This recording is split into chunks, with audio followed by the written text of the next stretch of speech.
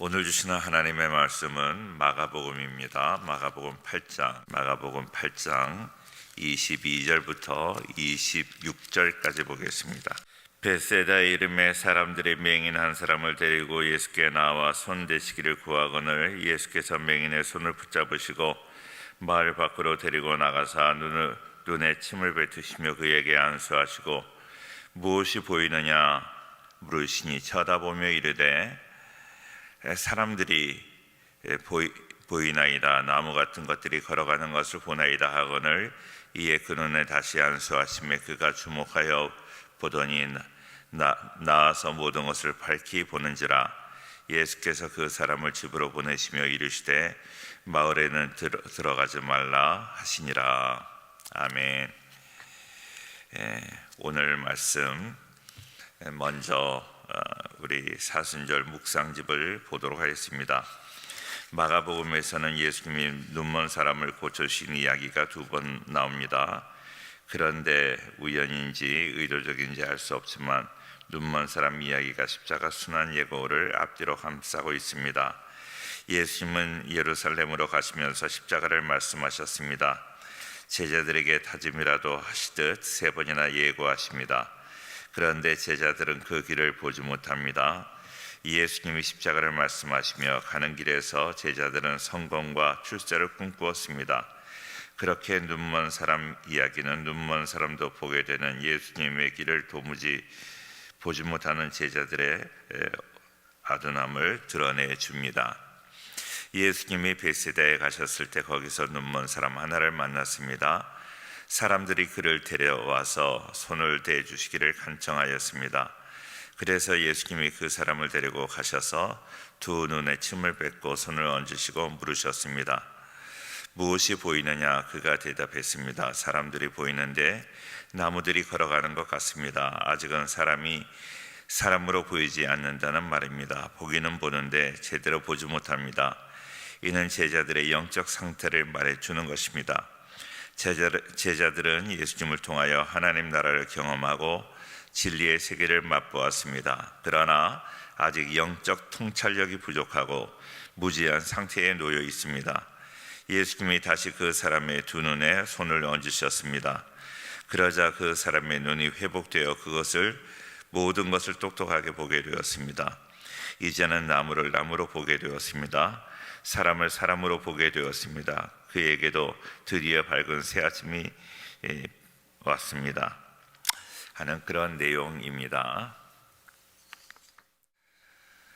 예수님이 병자를 고치시면서 두 번 안수한 것은 오늘 사건이 유일합니다.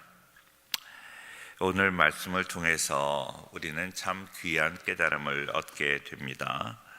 예수님이 벳세다 맹인에게 두 번 안수하신 이유는 맹인을 고치시는 것뿐만 아니라 제자들을 교훈하시고자 하는 의도도 담겨 있기 때문입니다.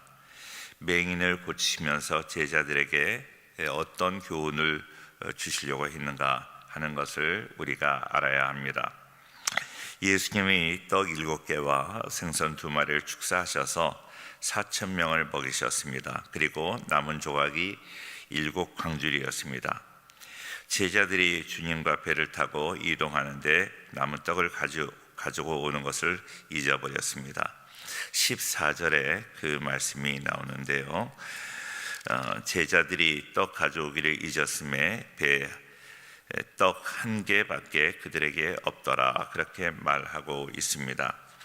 예수님은 삼가 바리새인들의 누룩과 헤롯의 누룩을 주의하라고 경고하셨습니다. 15절에 예수께서 경고하여 이르시되 삼가 바리새인들의 누룩과 헤롯의 누룩을 주의하라, 그렇게 말씀하셨고요. 이렇게 말씀하신 주님의 의도는 행함이 없는 종교 지도자들의 교훈과 약속을 지키지 못하는 정치가들의 그 교훈을 주의하라고 말씀하신 것입니다. 그러나 제자들은 서로 떡이 없으므로 수군거렸습니다. 제자들이 서로 수군거리기를 이는 우리에게 떡이 없음이로다 하거늘 그렇게 말하고 있습니다. 우리 예수님의 마음은 얼마나 답답했을까요? 주님의 마음이 둔하여 눈이 있어도 보지 못하고 귀가 있어도 듣지 못하는 제자들을 책망하셨습니다. 18절에 너희가 눈이 있어도 보지 못하며 귀가 있어도 듣지 못하느냐, 또 기억하지 못하느냐, 이렇게 책망하고 있습니다. 그 이후에 이제 일어나는 일이 오늘 본문의 말씀입니다. 벳세다 맹인을 2번 안수하여 고치는 사건을 통해서 제자들을 교훈하시는데, 자, 첫째로 우리가 기억해야 될 것은 뭔가 하면 우리가 눈을 2번 떠야 된다 하는 것입니다. 육신의 눈을 떠서 사물을 보는 것 중요합니다. 우리가 육신적인 눈으로 이 세상을 바라보고 길을 가고 또 어디에 사는 것, 눈이 보여야 모든 것을 하게 되지요. 그것을 말하는 것입니다. 그런데 육신의 눈으로만 우리는 육신의 눈으로 보이는 것만이 다가 아니라는 것을 말씀해주고 있습니다. 육신의 눈은 자신이 보고 싶은 대로만 보니까 사람들을 남으로 보는 것입니다. 24절 말씀에 보니까 쳐다보며 이르되 사람들이 보이나이다, 나무 같은 것들이 걸어가는 것을 보나이다, 그렇게 말하고 있습니다. 그렇습니다.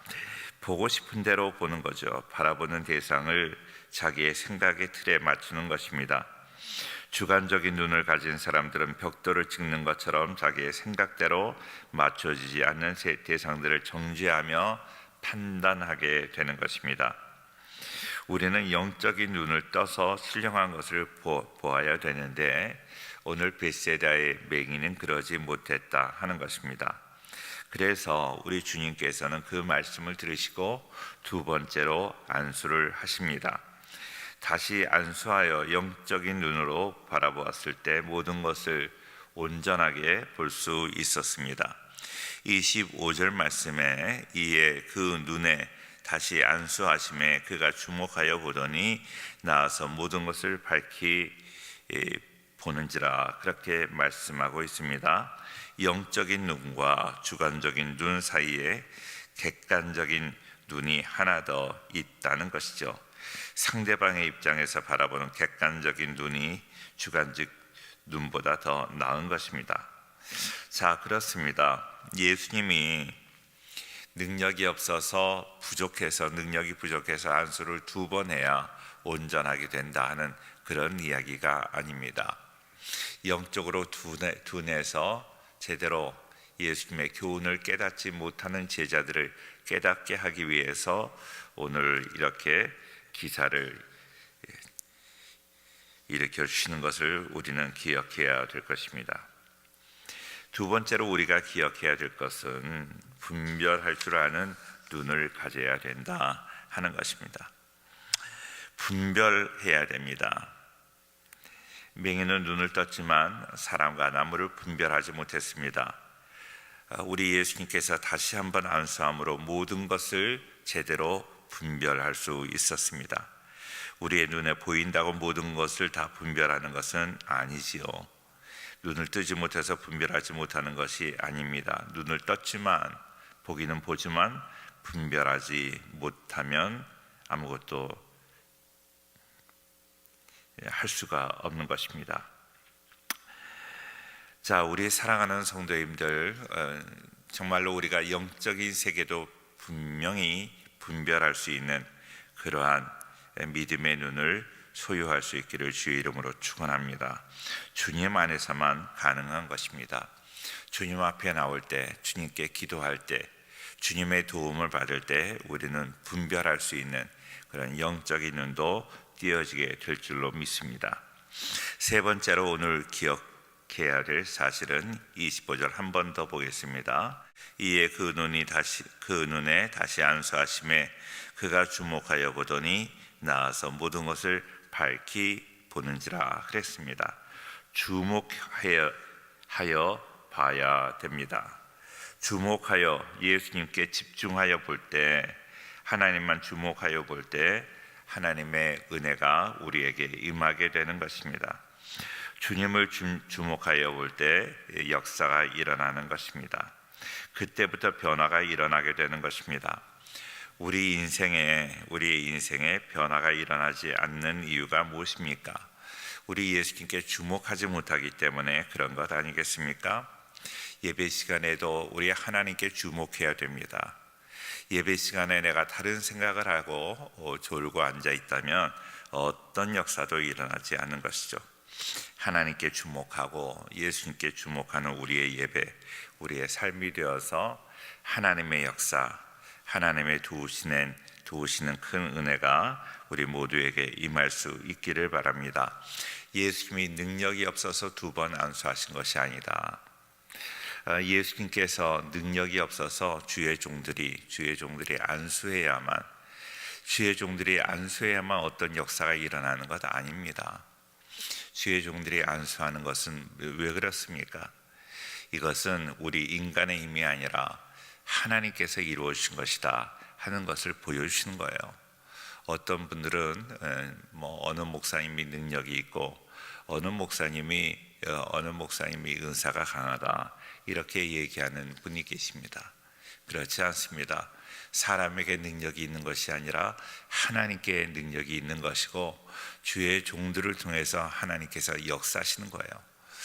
주의 종들은 하나님의 통로가 되는 것을 감사해야 되고 더욱더 겸손하게 주의 일을 감당해야 되는 것입니다. 예수님께서 오늘 2번 안수하신 것 유일한 사건이지만 이 사건을 통해서 우리가 정말로 온전하여지기 위한 영적인 사람이 되라는 그러한 교훈을 주신 것입니다. 오늘 말씀을 기억하고 더 영적으로 살아가는 영적인 그런 사람, 영적인 눈이 띄어지는 그러한 복된 성도들 되어서 정말로 신령한 세계를 바라보고 더욱더 겸손하게 하나님 앞에 굴복하고 정말 하나님 뜻대로 살아가는 우리의 삶이 될 수 있기를 주의 이름으로 축원합니다.